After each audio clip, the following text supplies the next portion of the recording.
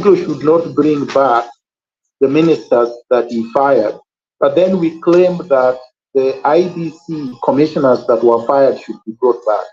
We will be shooting ourselves in the foot. We cannot do that. Revolutionaries don't do that. We know that the IBC as a whole is rotten and should be overhauled together with the entire political architecture of the country. You cannot pick and choose. If it is rotten from top to bottom and you want to uproot it entirely. You cannot leave some parts of it. So no, I for one will say the Sherera 4 go and probably should even be prosecuted because some of the things that they did amount to illegality. The Supreme Court spoke already, and we cannot overrule the findings of the Supreme Court if we are going to be a people governed by the rule of law. So I wouldn't encourage that. We are focused on Ruto. Anything that takes our attention to anything else is a diversionary strategy. Our focus should be on Ruto and his regime. Thank you very much. Thanks so much, Dr. Harry. And actually, this topic comes lucky. Every party I host face it also. And the Sherera 4 will be coming in, but just to clear their mind, not that anyone is vouching for them. We need to hear also from them. But after that, of course, as we share his opinion, we let Ndegwa share his opinion, and then but I'd like to clarify that when they come, they just come and share what happened from their point of view, because they were not given enough time to speak. And after that, of course, everyone else will share as they see. And Ndegwa? Although there was a court process and they have lawyers in court, so we know what this. Okay, thank you for that. I'm looking forward to that.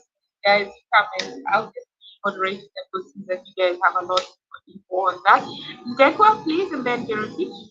Yeah, thank you. I cannot agree more with what Dr. has admitted, that we cannot start looking for the best orange in a rotten bag. We must understand that the IBC Act is now in force, and there is a mechanism that has been proposed for selecting the commissioners. What we are called to do as revolutionaries, because it's important for us and imperative for us to have the commission in place for the completion of the democratic cycle, is to make sure that the panelists who are going to be selected to go and interview the commissioners are men and women who are beyond reproach. There are guys that we must look at critically and see whether they will be sellouts or whether they are going to stand and defend our democracy. Number two, we should not just focus on the commissioners alone, but even the secretariat of the IBC that survives the commissioners is rotten to the core. We're simply saying that even the secretariat itself must be reviewed. We must look at the credibility of the individuals who are currently holding office in the secretariat. So it's pointless for us to refresh the commissioners and leave a rotten engine, because the commission engine rests with the secretariat. So even the secretariat, we must focus on it to make sure that we have also reformed it. We have gotten people that we can trust. We have gotten people who are patriotic enough and committed to the democratic principles of this country. Thank you very much, Dr. Harry. Thanks so much, Wakili. Jeremy, over to you as we close. Thank you so much. Thank you. This has been such an enlightening space. Now, I just want to end by saying we are dealing with an unapologetic, dangerous, and Nero-like president who would burn Rome and blame Gen Z, just as Nero did the early Christians. He advises himself and is convinced that he will bend us to his will. And you know, his agenda is the consolidation of economic supremacy. Political dominance and survival is the means to that end. I just want to share that there is a deeper awakening happening, and we are all recognizing this.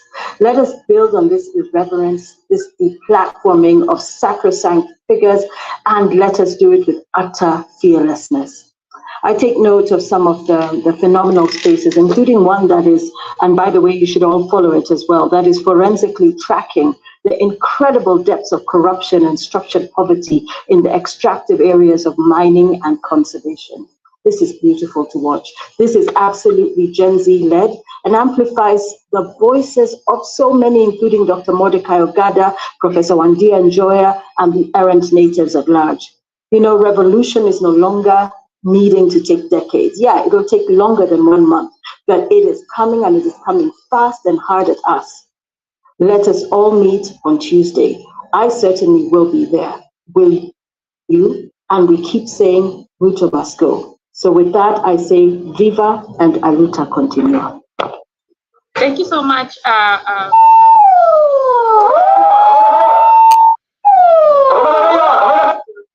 would like to thank everyone for coming. Your mic is on. No. I'm okay. So just reminding of the space next week, Thursday, that we're gonna bring on board the Chirera 4, and my position is just sharing giving the platform, like I do give the platform now. And if you want to chime in, come on board.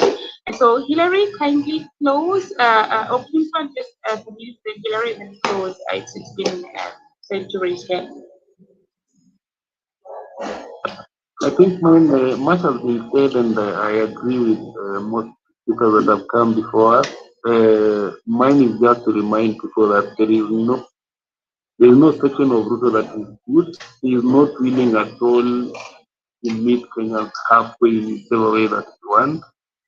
If you just look from the Office of the Auditor's General Report in terms of even the ODS debt that we've been paying, you saw that they wrote letters asking for statements or the repayment that has been done when the loans were given going back to 2010. Out of the 39 lenders that we have on record, only 2 responded. So meaning the others that the government is paying are not even known. There's a loan of 4 billion that Kenya has been paying since 2010, and actually, yeah, we finished paying it long time ago, and it's still in our books that is a loan. So there is so much that is wrong with this country, with this regime, and the only way that we're gonna redeem back our country is just to ensure that Ruto. Thank you so much. Thank you so much, Kingsman. Thanks so much, Maj, for connecting the meeting and also the forum. And our speakers, Daktari, thank you so much, Neto, Jerosich, and Nkwasi, Daktari, thank you so much for joining, and everybody else who has been in space. We are setting another one soon. Maybe we're going to connect that. And also, I want to question this, and Daktari said it very clearly that let us be very careful, because I've heard that some people are asking money. Let nobody give out the money in our name. If that thing will come, we will face, we'll do that and be clear, and everything will be clear. We don't want our name to be tampered with, oh, we send money somewhere. No. If you're sending as an individual, not as a group. If there's anything that will come, we'll come to this place again to talk and agree on the decision and who is taking it, or anything that support that you have to give. As you give the any support, know that you're giving as individual, not as this group. So this group will have a very organized plan, a way of doing it, and we'll give that information so that you go outside there. We don't want anybody to come with a name, oh, we came to the space and when we give out something to support. We don't want to do that. If the support will come from this group, we are going to do that, and we're going to announce it clearly. Otherwise, thank you so much. Follow each other the last round as you're winding up. And we thank you so much. We have been here more than 4 hours today. We are very sorry about that, but next time, keep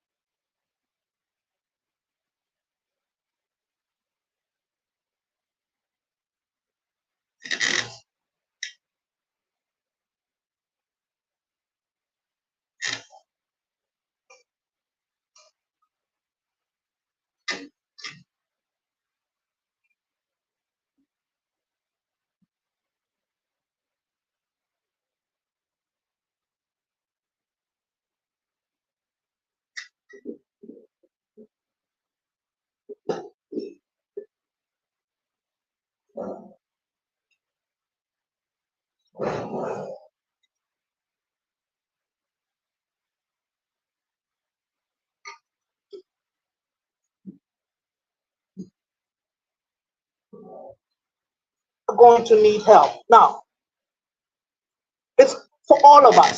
This revolution is for all of us because we're all engaged in building a Kenya. Be bold in your ability to actually form a government if that becomes the place to go. Peaceful revolutions, for example, the Velvet Revolution, which I've mentioned. Now we have the only option we have at the moment is focusing on the goal, which is taking back our country. Number two, we have one Makwasi from the diaspora who spoke about resources. I'm also in the diaspora. And maybe also Comrade Miguna will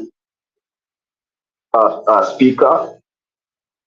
The issue with resources we are spend fantastic action, and the world is just saying it. Like, for example, we are beholden to Western governments, and for me, I just you coming and also giving money that will continue stealing from us. We can a two-tier process, but it's not really don't know exactly how we manage Gen Zs could actually be the infantry. They can do all that they work. If this is their fight, this is their vision. But I think everyone has a role. Let's just agree in terms of who does what, because it is our country. They've set the agenda. It is about constitutionalism and rule of law.